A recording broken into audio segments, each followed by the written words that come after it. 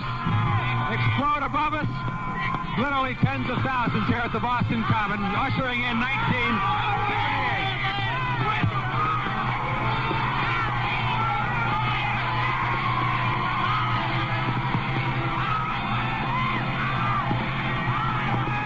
So it came to pass, the end of another year, 1977. But as is the situation every January 1st, it's not actually a time to store away the happenings of the past 365 days, but merely put them in safekeeping until the time comes to resurrect them as fond or bitter memories of yesteryear.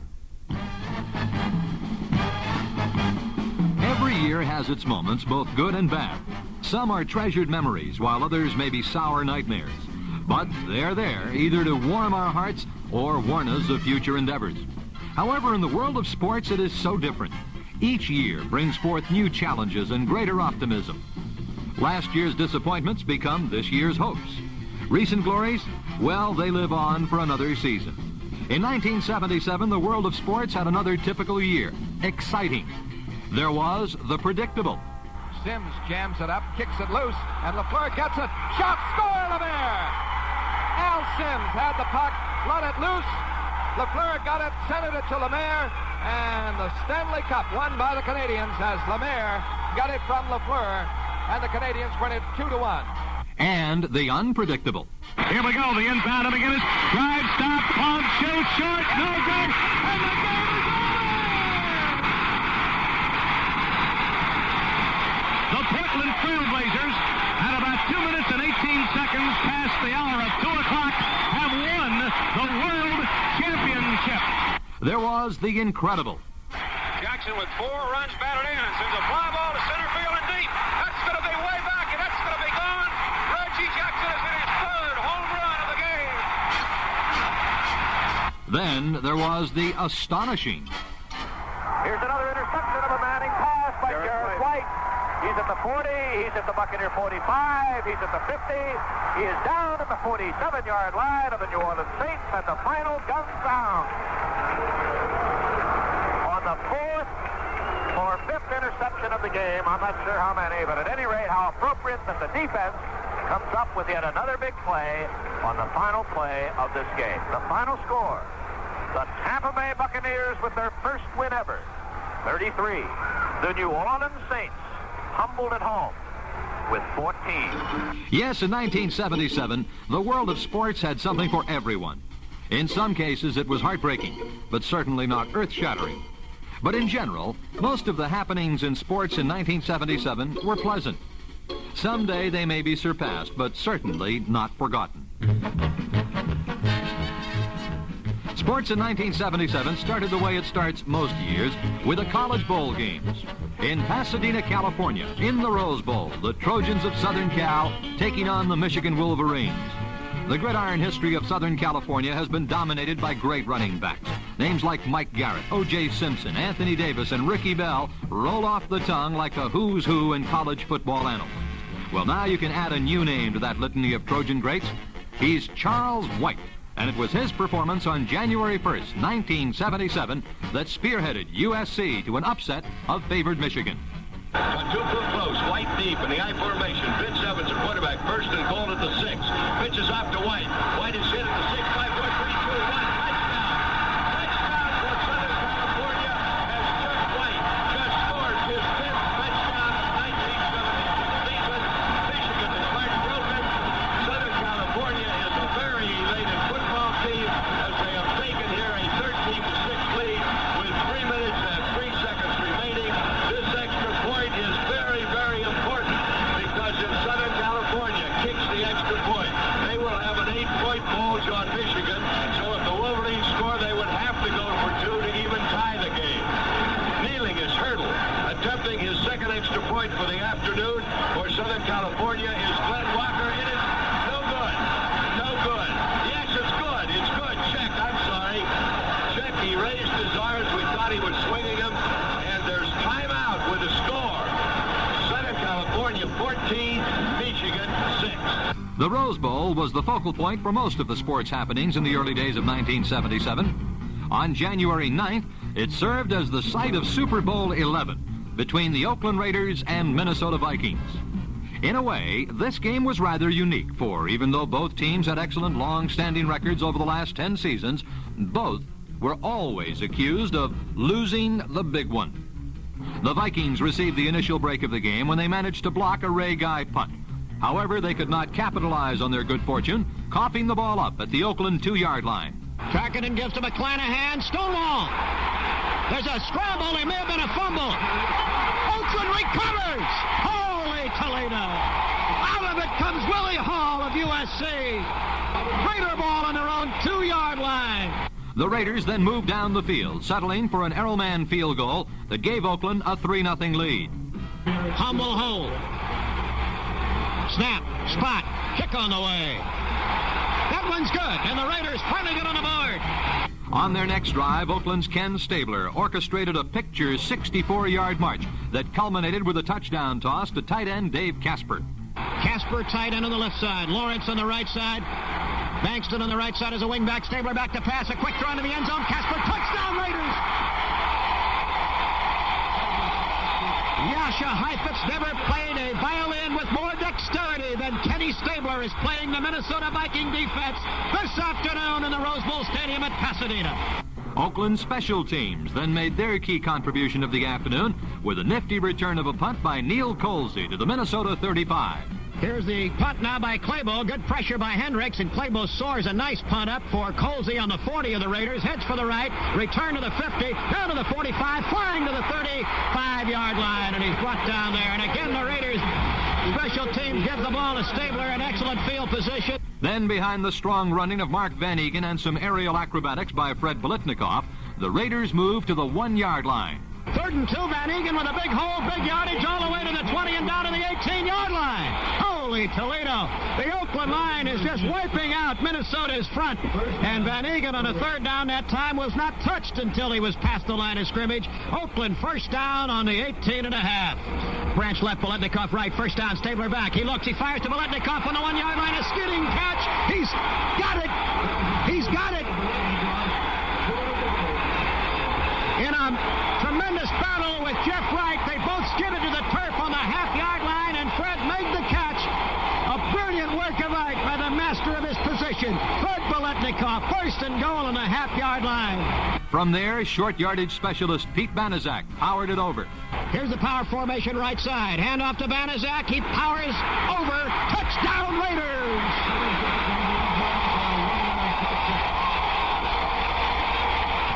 35-yard scoring march. Banaszak going in from a foot out. The all-time Raider rushing touchdown leader. That time they went to the offensive right, the defensive left, instead of going the direction where they've gone so much today. Oakland mounted its lead to 19-0 in the 3rd quarter on Errolman's 2nd field goal of the game before Minnesota could get on the board. However, there was no stopping the Raiders. After intercepting a Fran Tarkenton pass, they made their way right back to the end zone in just 4 plays to take a commanding 26-7 lead. Tarkenton back to pass on 3rd. The rush by Hendricks peels him out of there to the left. He's backpedaling and throwing. Intercepted by Willie Hall at the 30. Back to the 40. Runs into traffic. Raider football. He's brought down at the 46-yard line. And so the pressure of a blitzing Ted Hendricks put Tarkenton in a spot, and he fired the ball where Willie Hall could get it. Back is Stabler to pass. Good blocking. He steps up as the rush comes. He throws to the wide open. Let me go to the 35, to the 30, to the 20. He's at the 10. He's at the 5. He's dropped on the 2-yard line. Biletnikoff ran it up and in into a yawning chasm in the middle of the defense and took off before he was finally caught from behind by Krause. Give the ball to Banaszak. He powers over. Touchdown Raiders! Banaszak smashing over behind the wedge provided by Vela, Henry Lawrence, and Bankston on the offensive right side. Oakland now putting at least 18 points between themselves and the Vikings. One of the members of the Raiders' first Super Bowl team of 10 years earlier was cornerback Willie Brown. And in the 4th quarter, he made his presence felt. And he looks and throws. Intercepted by the Oakland Raiders. Willie Brown at the 30, 40, 50. He's going all the way. Old man Willie. Touchdown Raiders.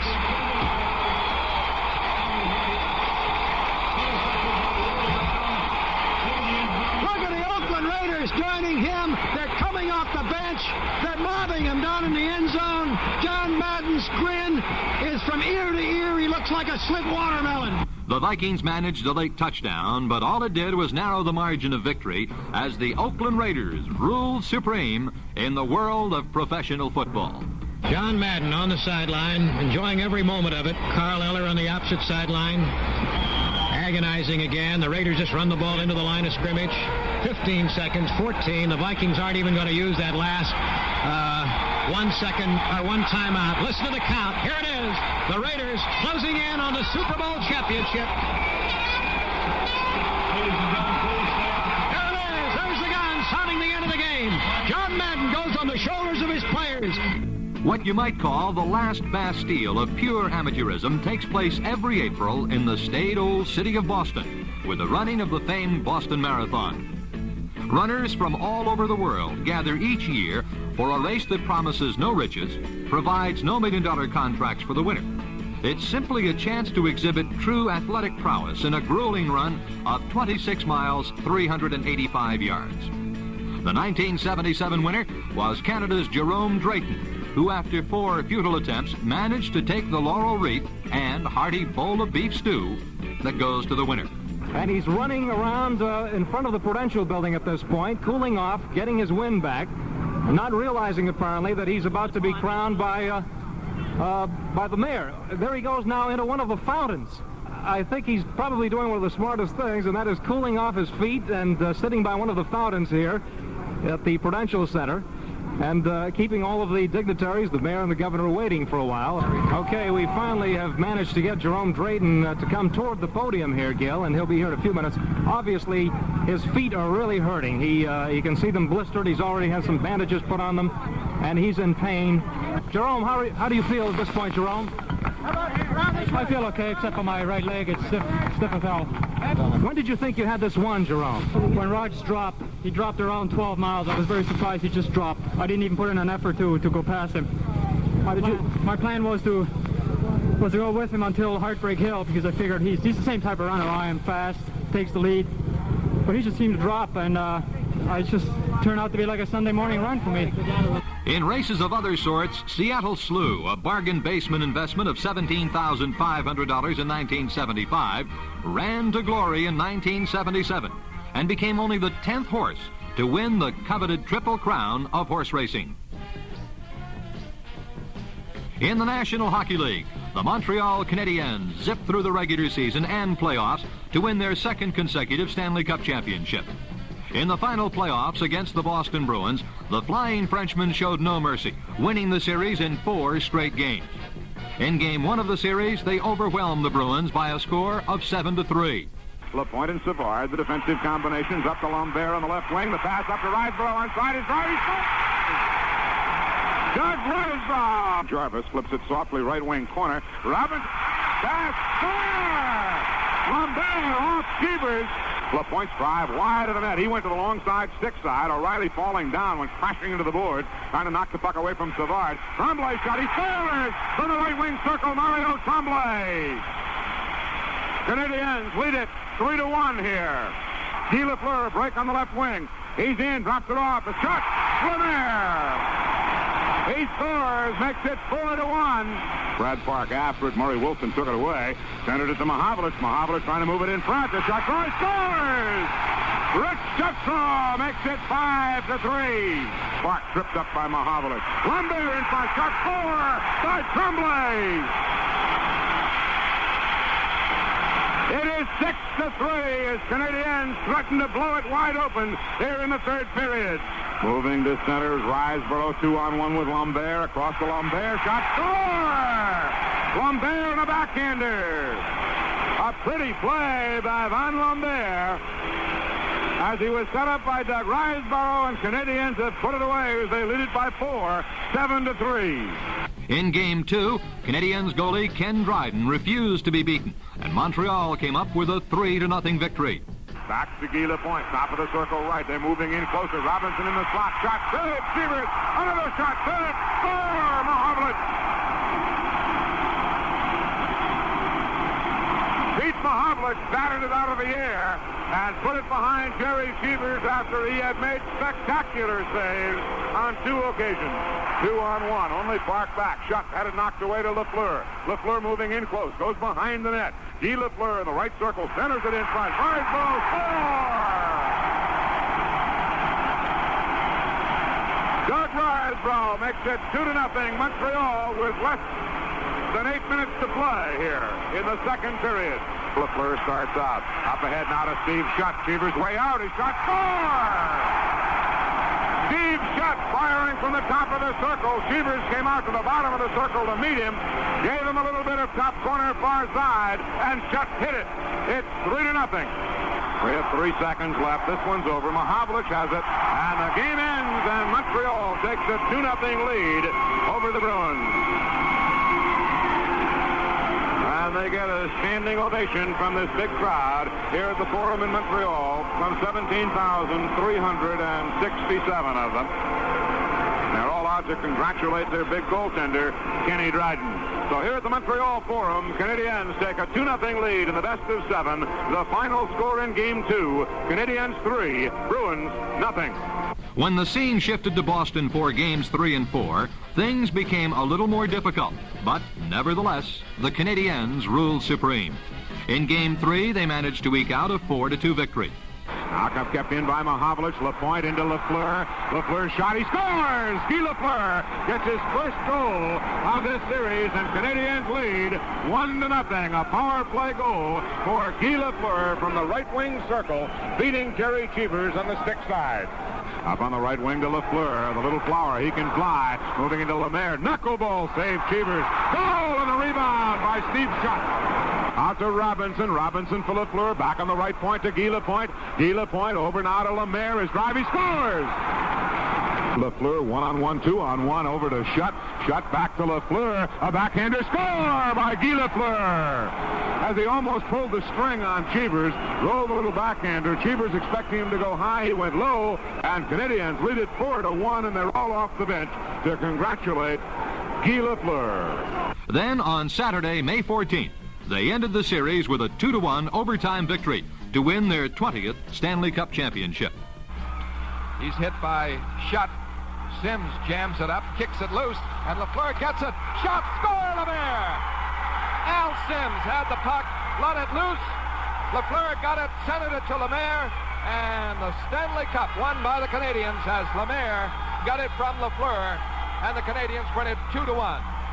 Ladies and gentlemen, it is now my pleasant duty to present the Stanley Cup to the winning team, Montreal Canadiens.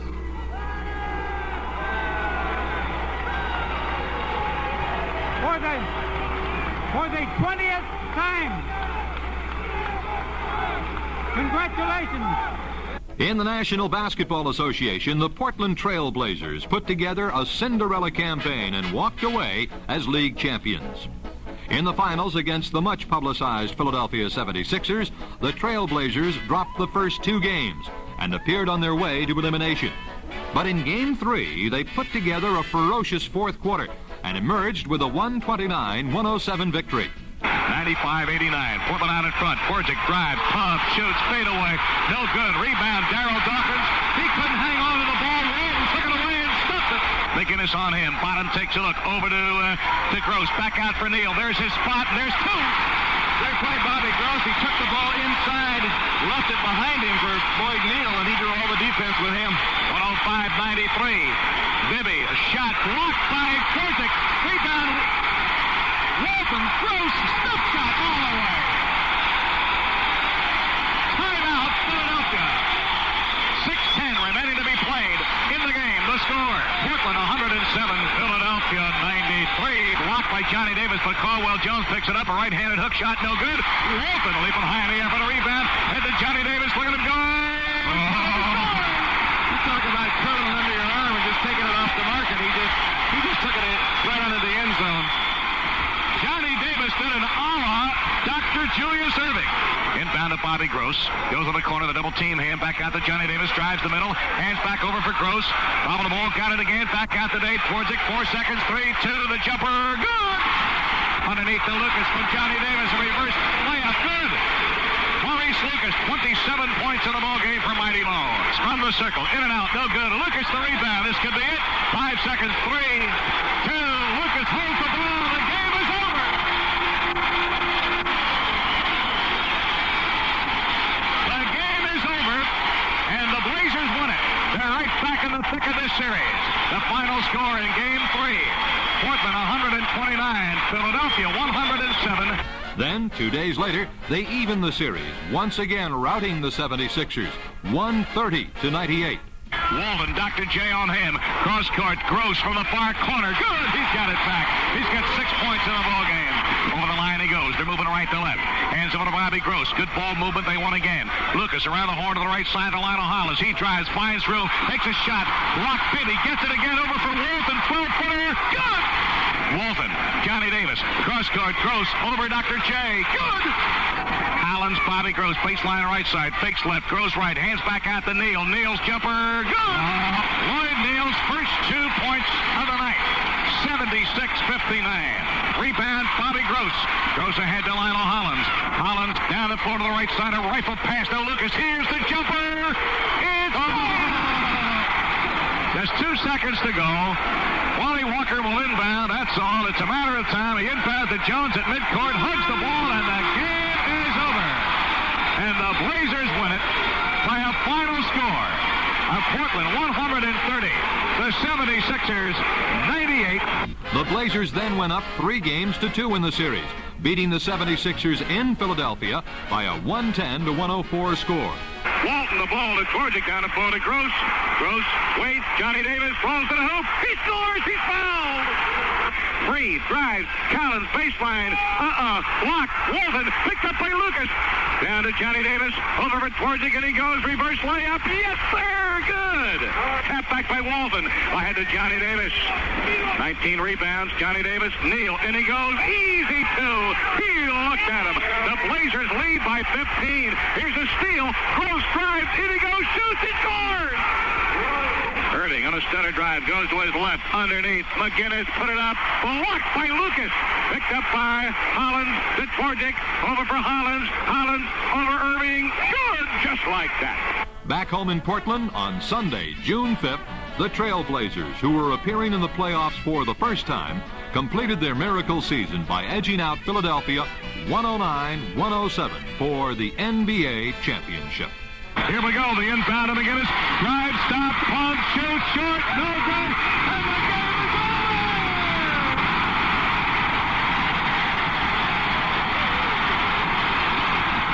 The game is over! Look at that madhouse out there. The Portland Trailblazers, at about 2 minutes and 18 seconds past the hour of 2 o'clock, have won the World Championship. So now, as winter turned to spring and in turn to summer, sports in 1977 was turning into one of those unforgettable years. And some of the best action had yet to come.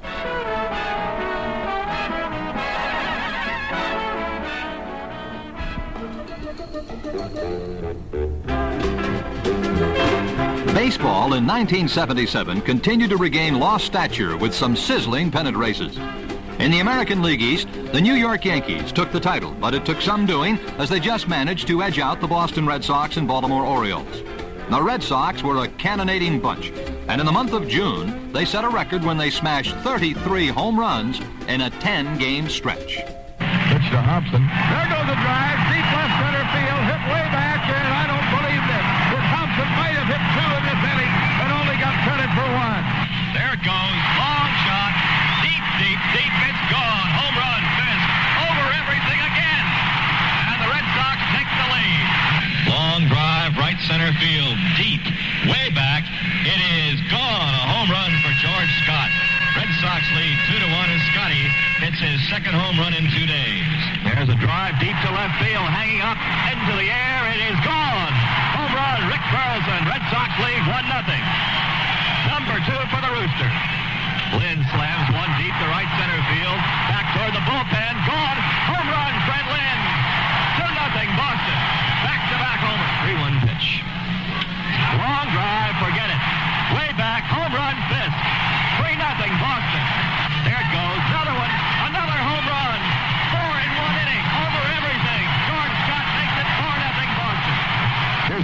right. Long drive by Wright. He's got one. Grand slam, Johnny Wright. Smith West leads 6-1. Red Sox have now broken the Major League record with 20 home runs in the last 5 games. A new Major League record. Standing ovation for the Red Sox and the team. Everybody in the ballpark's on their feet as they put this message on the board, and they're giving their heroes a well-deserved first congratulations. In the American League West, the Kansas City Royals, after a slow start, put together a 16-game winning streak late in the season to overtake the Texas Rangers, Minnesota Twins, and surprising Chicago White Sox. They finally managed to nail down their second consecutive Western Division title on Friday, September 23rd, when they defeated the California Angels by a 7-3 score. 2 balls, 2 strikes, and 2 outs. Carlos May at the plate. Here's the pitch. Curve struck him out, and the Royals are champions of the Western Division. And all the players pouring out to congratulate the winning pitcher, Dennis Leonard. So Dennis Leonard striking out 13, tying a team record, which he shared with Steve Busby. He had struck out 13 earlier. But that's not the big news tonight. The big news tonight, the Royals behind Dennis Leonard and Al Collins are champions of the West. Meanwhile, in the National League, the Los Angeles Dodgers got off to a fast start to take the West Division. And in the East, the Philadelphia Phillies put it all together at midseason to win their second straight division title. About the only thing predictable about baseball in 1977 was the outcome of the All-Star game, as once again, the National League ruled supreme. This year's midseason classic took place at Yankee Stadium on the night of July 19th. The National League jumped to an early 4-0 lead in the first inning as they shellacked Baltimore ace Jim Palmer. The 3-2 pitch is a high drive into right field. Reggie Smith goes back to the track, to the wall. It's gone. Joe Morgan, with as much power as anybody around, clears the right field wall and puts the National League out in front immediately 1-0. The 2-1 pitch is lined to left field, base hit. Up with the ball is Richie Zisk. Parker makes a turn and holds at first base, and the batter now is George Foster. Parker off the bag, held on by Carew. Foster hammers it into left center field, base hit. Yastrzemski on that bag leg, limping noticeably as he comes up with it. Lasorda is sending Parker home. Burleson throw to first. He is holding at second base, George Foster. That was a marvelous throw by Rick Burleson from left center field. But Parker, a big man who does everything well, is able to beat the tag by calling first. Palmer out of a stretch, eyeballs Foster down the line. Lazinski times a breaking ball, hits a high drive to right field. Jackson to the wall. It's gone. Greg Lazinski, to show you what a good hitter he is, got a 3-2 breaking ball. And he wasn't about to pull it. He just went with the curve and hit it into the right field seats. And the National League has badly demoralized the American League, I'm sure, 4-0. In the third, Steve Garvey unloaded this blast to make it a 5-0 ball game. The 2-2 pitch to Garvey is belted but deep to left center field. Richie Zisk, the ball over his head and gone. Deep in the bullpen. The American League managed to narrow it to a 5-3 game with a pair of runs in the 6th and one more in the 7th. But in the 8th, the National League picked up 2 more runs, and they were out in front by a 7-3 score. Here's the 2-1 pitch to Winfield. Ground ball into left field. Templeton will score. Morales, who is hit by a pitch, is running well to score, and it is 7-3 National League. Boston's George Scott unloaded a 2-run blast in the 9th. But it was too little too late as the National League emerged with a 7-5 victory. Gossage, both feet on the rubber, staring down to John Stearns. Thurman Munson waiting. Right into Reddy in the 1-2 pitch. Half swing, strike 3, says Bill Kunkel, and it's all over. The National League playoffs opened on Tuesday, October 4th in Los Angeles between the Dodgers and the Phillies. Game 1 of the series went to Philadelphia when Mike Schmidt stroked a base hit to center field in the 9th inning to break a 5-5 tie. Here's the 1-strike pitch. Line drive, base hit. That'll get McBride in. Boa is racing to third. And the Phillies take the lead, 6-5 on a quick single by Mike Schmidt. But in Game 2, the Dodgers evened things up when Dusty Baker hammered a grand slam in the fourth inning to break a 1-1 tie, and the Dodgers were on their way to a 7-1 victory. Here's the 1-2 pitch to Baker. Hit hard, way back to the wall, a grand slam home run. With the series tied at 1 game apiece, Game 3 was one of pivotal importance. And what a contest this turned out to be. The Phillies were leading by a 5-3 score with 2 out in the 9th inning when Dodger pinch hitter Vic Davalillo started a rally that turned into a sensational comeback for Los Angeles. There's a dribbler. It's to the second baseman, and no chance for Sizemore to make a play, and on at first base with a single is Davalillo. The drama continues here at Veterans Stadium in Philadelphia. No balls, 2 strikes. Here's the pitch to Moda. A drive to left field. Going back is Luzinski near the wall. And he didn't catch it. It's off the wall. Runners at second and third. The ball gets away from Sizemore. 1 run is in, and the tying run is at third. Oh, man, can you believe it? The tying run at third. 2 down. The pitch coming up, and it's off the glove of Schmidt to Boa. He makes the play. He's safe at first. A tie ball game. A tie ball game. They gave a base hit to Davy Lopes when he tied it up, and there's a throw to first. It gets by the first baseman, and Lopes, representing the go-ahead runners at second, and the Phillies are falling apart. There goes Lopes for third. Russell hits it up the middle, and the Dodgers are going ahead. The Dodgers take the lead 6-5 as Lopes was moving, and Russell slapped it up the middle for a go-ahead single, a 4th consecutive hit off of Gene Garber. That incredible comeback took all of the drive out of the Phillies, and the following night, in a driving rainstorm, the Dodgers wrapped it up with a 4-1 victory. 1 ball, 2 strikes. He looks in for the signs. He has them, the windup, and here's the pitch. It swung on and missed, and Tommy John, with his hands held high, runs toward his catcher, Steve Yeager, and the Dodgers have won the 1977 National League Championship as Tommy John has retired the Philadelphia Phillies in a row here in the bottom of the 9th inning, and the Dodgers win it by a score of 4-1. In the American League, another unforgettable series was taking place between the Kansas City Royals and New York Yankees. In the opener, Kansas City grabbed the upper hand as the booming bats of Hal McRae, John Mayberry, and Al Cowens paced the Royals to a 7-2 win. Here's the pitch to McRae, and he belts one deep to left field, way back toward the wall. It is going to be out of here. Home run, Hal McRae. Kansas City leads by 2-0 score right off the bat. Tidrow's pitch to him, long drive, right field, forget it. Home run, that's out of here. 6-0 Kansas City. John Mayberry just nailed one.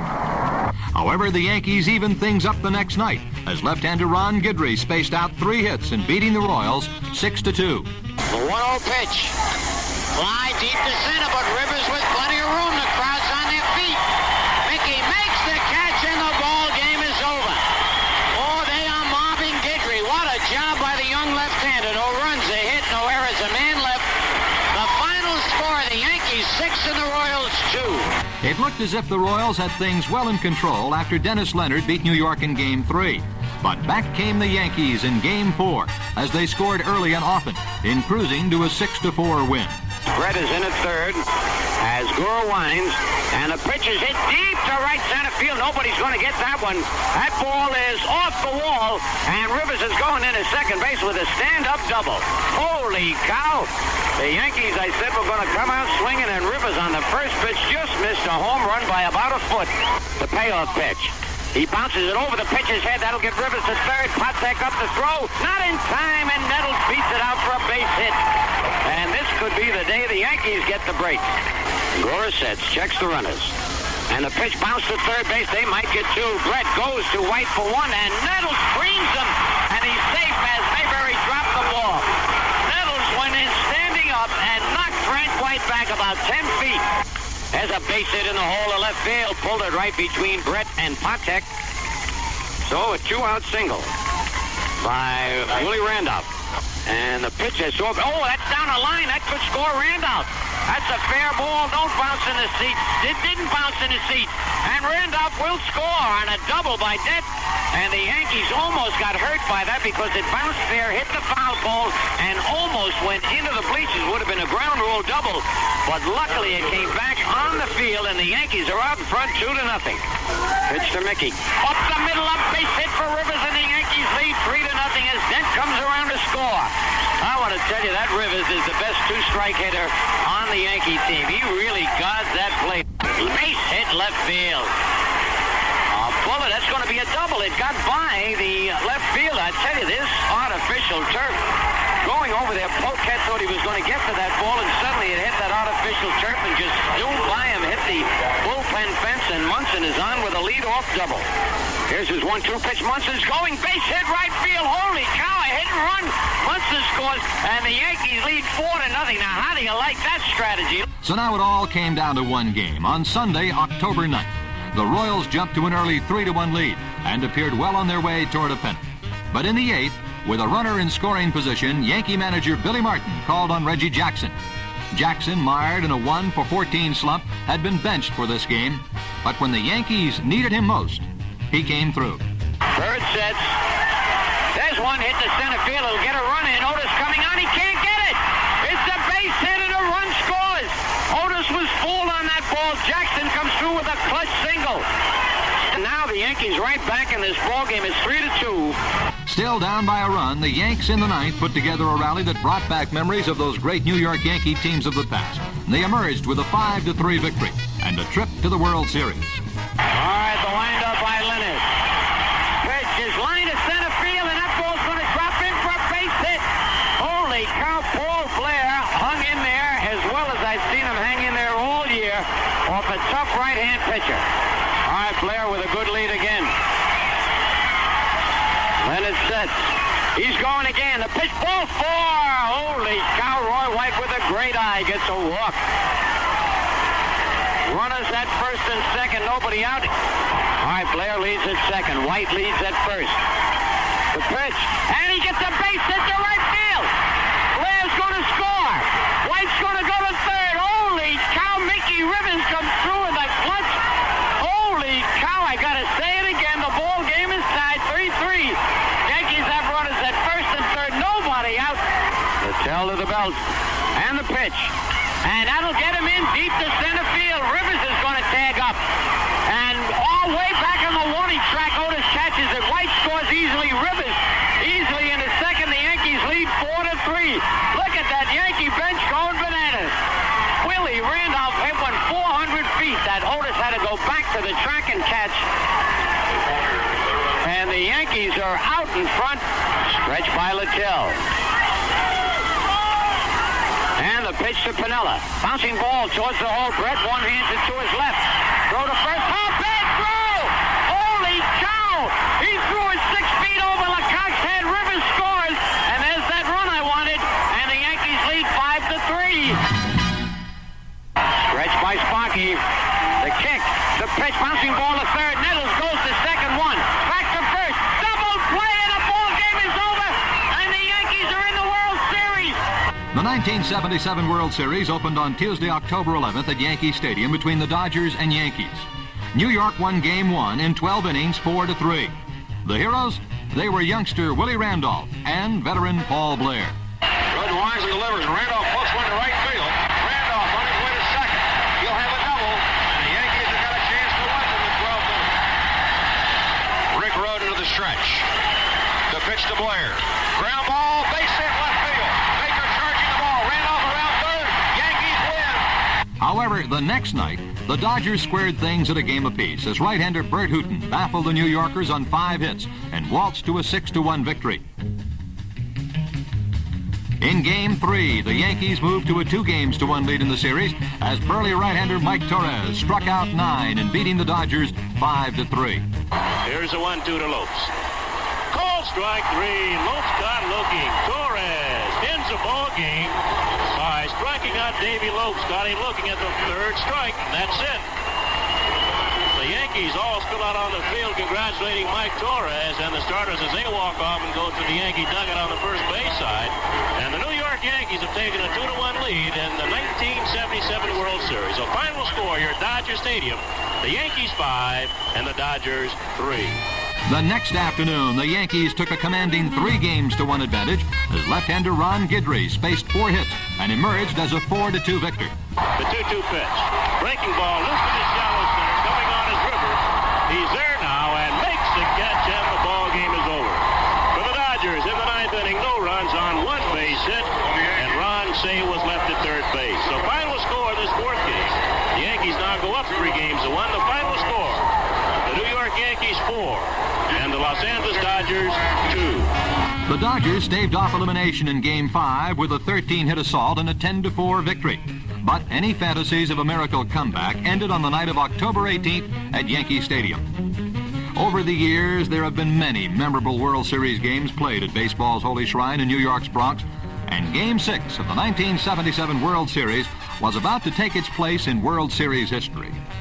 The Dodgers took an early 2-0 lead in the first inning, but the Yankees came right back in the second and tied it up. 2-1 pitch to Chambliss. A drive to right center field and deep. Way back, going. A home run for Chris Chambliss, and we're tied 2-2. The Dodgers regained the lead in the third on Reggie Smith's home run. But in the fourth, another Reggie Jackson, was about to embark on a night that will be talked about for many baseball seasons to come. There's a drive to right field and deep. Smith going back, away back. It's gone. Home run, Reggie Jackson. The Yankees added one more run during that inning to take a 5-3 lead. Then in the fifth, Reggie Jackson once again stepped up. Drive to right field and deep. Way back, going, gone. Another home run for Reggie Jackson. And the Yankees lead 7-3. In the eighth, Reggie Jackson wrote himself into the record books alongside another Yankee great of many seasons past, the immortal Babe Ruth. Jackson with 4 runs batted in. Sends a fly ball to center field and deep. That's going to be way back, and that's going to be gone. Reggie Jackson has hit his 3rd home run of the game. Reggie Jackson becomes the 2nd man in World Series history to hit 3 home runs in a game. We showed you earlier, Babe Ruth did it on 2 occasions, in 1926 and in 1928. And Jackson just crunched one over the center field wall. That must have been 440 feet or more away, and they want Jackson to come out and take a bow with the Yankees leading 8-3 in the 8th inning. And Reggie Jackson with 3 home runs and 5 RBIs, and there he is. Takes his hat off, waves his acknowledgement to the Yankee fans. Says thank you very much. Jackson's 3 home runs turned the city of New York upside down. But it all just led to the ultimate end, when the New York Yankees once again wore the crown of world champions. Bunt popped up. Torres has got it, and the Yankees are the world champions for the 21st time, and for the first time in 15 years. The month of December had its usual flurry of action, including some unusual developments. On December 7th in Birmingham, Alabama, the New England Whalers of the World Hockey Association were taking on the Birmingham Bulls. One of the members of the Whalers was Gordie Howe, a legend in his own time. And on this night, he would become the first player in pro hockey history to score 1,000 career goals. Keon finally works his way to center ice. A 4-man rush. A right wing pass to McKenzie. Drops it for Gordie Howe. The tip. Garrett the save. Rebound. And Antonovich hand on it. It's back to Keon at the point. Keon spinning. Shooting. Garrett saving rebound. Antonovich. And he hit the goal post. McKenzie with a rebound in front of Gordie Howe. He scores! Gordie Howe is 1,000th goal on the power play at 1:36. The 1,000th goal for Gordie Howe. It's finally come after 10 agonizing hockey games. On a rebound, the entire Whaler bench out to mob Gordie Howe. What a moment, ladies and gentlemen. This 49-year-old master of hockey has waited, and finally got a rebound goal in a power play at 1:36 of the first period. The Whalers lead 1-0, and the master, Gordie Howe, has achieved a hockey goal that no other player has ever been able to dream of, let alone come near. 1,000 career goals.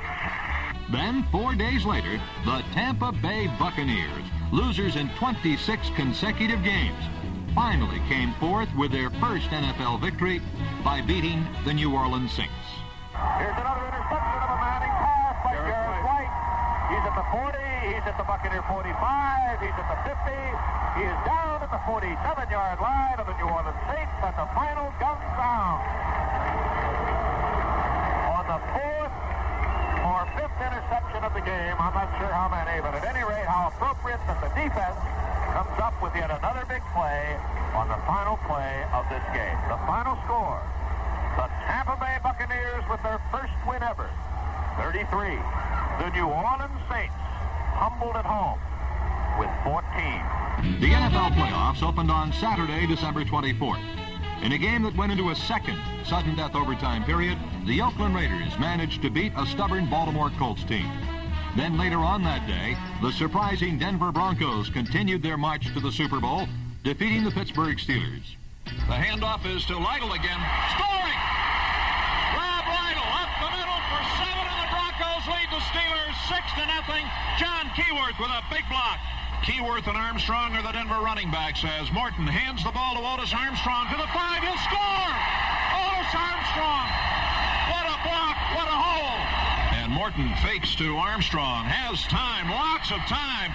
Lofts the ball for Odoms. 5. Touchdown! Riley Odoms scores! Turner, who was 13 for 19 during the season, will attempt the field goal. 21-21 tie. Ball down. Turner's kick. Line drive on the way. Distance. Good! There's the ball down. There is Turner's kick on the way. It is good. Jim Turner, 25-yard field goal with 5:10 left. Now it is Denver 27, Pittsburgh 21. Morton is back. Throwing to the end zone for Dalvin. Dalvin behind Allen. Touchdown! Jack Dalvin. Touchdown from Greg Morton. 34 yards. This one is over. 2 days later, in the mud and rain of Southern California, the Minnesota Vikings upset the Los Angeles Rams, while the Dallas Cowboys were routing the Chicago Bears. Cowboys ready to go. Staubach has them up to the line of scrimmage. Got Drew Pearson about 10 yards wide to the left. Again, Roger back to throw. Pumps it once. Sends it long for Dupree. It is caught for a touchdown. Billy Joe reached high in the air and pulled out a 28-yard touchdown pass over Virgil Livers. Draw play, Dorsett to the 20, to the 15, to the 10, cuts right. He is at the 5, he scores, touchdown! A 22-yard run for the Cowboys' $1 million rookie, and Dallas leads it now 23-0. Double tight end offense. Staubach has it. Pitch out. Dorsett to the right. Tony to the 5. Tony will score! What can you say? This is complete, total, utter domination. So there you have it. Sports in 1977. A lot of good times that will provide some great memories for many years to come. But you can rest assured that the new year of 1978 will be just a few hours old when it will be vying for our attention with more great memories.